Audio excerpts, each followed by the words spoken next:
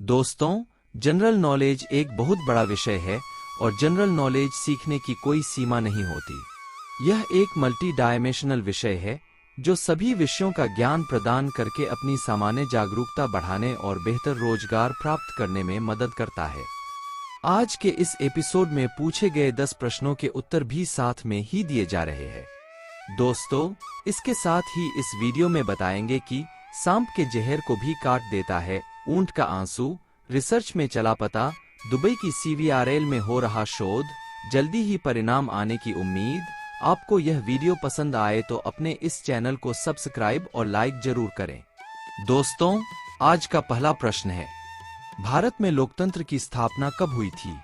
ए 1947 में, बी 1950 में, सी 1955 में, डी 1960 में। इस प्रश्न का उत्तर है भारत में लोकतंत्र की स्थापना 1950 में हुई थी। दूसरा प्रश्न है, भारत का संविधान कब लागू हुआ था? ए 1947 में, बी 1950 में, सी 1955 में, डी 1960 में। इस प्रश्न का उत्तर है भारत का संविधान 1950 में लागू हुआ था। तीसरा प्रश्न है, भारत का उच्चतम न्यायालय कब स्थापित हुआ था? ए 1947 में, बी 1950 में, सी 1955 में, डी 1960 में। इस प्रश्न का उत्तर है भारत का उच्चतम न्यायालय 1950 में स्थापित हुआ था। दोस्तों, आज का चौथा प्रश्न है, भारत का चुनाव आयोग कब स्थापित हुआ था? ए 1947 में, बी 1950 में, सी 1955 में, डी 1960 में। इस प्रश्न का उत्तर है भारत का चुनाव आयोग 1950 में स्थापित हुआ था। पांचवा प्रश्न है, भारत का पहला राष्ट्रपति कौन था?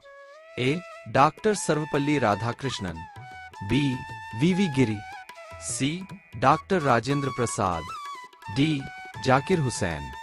इस प्रश्न का उत्तर है भारत के पहले राष्ट्रपति डॉक्टर राजेंद्र प्रसाद थे। छठवां प्रश्न है, भारत का पहला मुख्य चुनाव आयुक्त कौन था? A Sukumar Sen, B TN Seshan, C GVK Rao, D JN Dikshit. इस प्रश्न का उत्तर है भारत के पहले मुख्य चुनाव आयुक्त सुकुमार सेन थे। सातवां प्रश्न है, भारत के राज्यसभा में सदस्यों की संख्या कितनी है? ए 245, बी 246, सी 247, डी 248।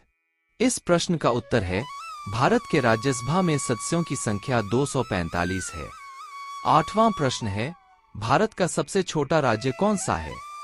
ए गोवा, बी मिजोरम, सी सिक्किम, डी त्रिपुरा। इस प्रश्न का उत्तर है भारत का सबसे छोटा राज्य सिक्किम है। नवां प्रश्न है, भारत का सबसे बड़ा राज्य कौन सा है?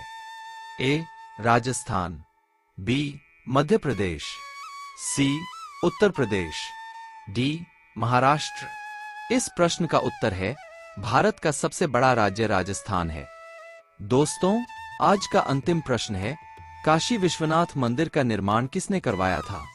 दोस्तों, इस प्रश्न का उत्तर है काशी विश्वनाथ मंदिर का निर्माण कई राजाओं और रानियों द्वारा विभिन्न कालखंडों में करवाया गया था। राजा हरिश्चंद्र ने 11वीं शताब्दी में मंदिर का जीर्णोद्धार करवाया। सम्राट विक्रमादित्य ने 11वीं शताब्दी में मंदिर का पुनर्निर्माण करवाया। मोहम्मद गौरी ने 1194 में मंदिर को ध्वस्त कर दिया। राजा टोडरमल ने 1585 में मंदिर का पुनर्निर्माण करवाया। महारानी अहिल्याबाई होलकर ने 1780 में मंदिर का वर्तमान स्वरूप दिया। अन्य योगदान में पेशवा बाजीराव ने मंदिर के शिखर पर सोने का काम करवाया। महाराजा रंजीत सिंह ने मंदिर के गुंबदों को सोने से मढ़वाया। दोस्तों, अब आपको बताते हैं ऊंट के आंसुओं पर चल रहे शोध पर मीडिया हवाले से यह जानकारी। सांप के जहर को काटने में ऊंट का आंसू बहुत करामाती सिद्ध हुआ है। यह खुलासा एक रिसर्च में किया गया है। जानकारी में यह तथ्य सामने आया है कि इससे सांप के जहर को तोड़ने वाली दवा तैयार की जाती है। रिसर्च कहती है कि ऊंट के आंसू में जो रसायन होते हैं उससे जहरीले सांप के जहर को खत्म किया जा सकता है। रिसर्च में बताई जानकारी के अनुसार ऊंट का आंसू सांप के खतरनाक जहर की काट के रूप में उपलब्ध हुआ है, जो आने वाले समय में लोगों की जिंदगियां बचाने में बहुत काम आने वाला है। दुनिया भर में करीब 1.25 लाख लोग हर साल सांप के काटने से मर जाते हैं। सांप अगर खासा जहरीला हो तो उसका काटा कोई शख्स बच नहीं पाता। ऐसे में अगर कोई रिसर्च ये बताए कि ऊंट का आंसू सांप के जहर से लड़ने में काम आए तो इससे अच्छी बात क्या हो सकती है। दुबई की central veterinary research laboratory CVRL ने एक रिसर्च के बाद यह दावा किया है, जिसमें बताया कि ऊंट के आंसू का इस्तेमाल करके सांप के जहर की काट तैयार की जा सकती है। हालांकि दुबई की इस लैब की ये रिसर्च कई साल पहले हुई, लेकिन फंड की कमी के कारण आगे नहीं बढ़ी। लेकिन अब CVRL को उम्मीद है कि धन की व्यवस्था होते ही उनका प्रोजेक्ट आगे बढ़ सकेगा। रिसर्च केंद्र के प्रमुख डॉक्टर वार्नेरी ने बताया कि इसमें कोई शक नहीं कि ऊंट के आंसू में जो एंटीडोट्स होते हैं, उससे सबसे प्रभावकारी ऐसी दवा बनेगी जो सांप के जहर का सबसे असरदार तरीके से काट कर सकती है। दुनिया में घोड़ों और भेड़ों के जरिए भी सांप के जहर को काट करने वाली दवा बनाई जाती है, जबकि ऊंट के आंसू में कई तरह के प्रोटीन्स पाए जाते हैं। ये उसे इन्फेक्शन से भी बचाते हैं। ये आंसू इतना चमत्कारिक है कि इनसे सांप के जहर को खत्म करने उसकी काट तैयार की जा रही है। हालांकि अमेरिका, भारत और कई देशों में ऊंट के आंसुओं पर रिसर्च चल रही है। रिसर्च करने वाले वैज्ञानिकों का कहना है, ऊंट के आंसू से सांप के जहर का एंटीडोट तैयार किया जा सकता है। माना जा रहा है कि दुनिया के सबसे जहरीले सांपों की काट इसके आंसू से बनाई जा रही है। उनसे मनुष्यों के आंखों की भी कई तरह की बीमारियों का इलाज खोजा जा रहा है। हालांकि ऊंट के दूध की खूब मांग है। ये न केवल खासा महंगा बिकता है, बल्कि फायदेमंद भी है। ऊंट के आंसुओं में लाइसोजाइम्स होते हैं, जो बैक्टीरिया, वायरसों और कीड़ों को रोकते हैं। अब सांप के जहर को उतारने के लिए भी आंसू काम में आएगा। दोस्तों, ज्ञानवर्धक जानकारी का यह वीडियो आपको पसंद आया हो तो अपने इस चैनल को सब्सक्राइब और लाइक जरूर करें।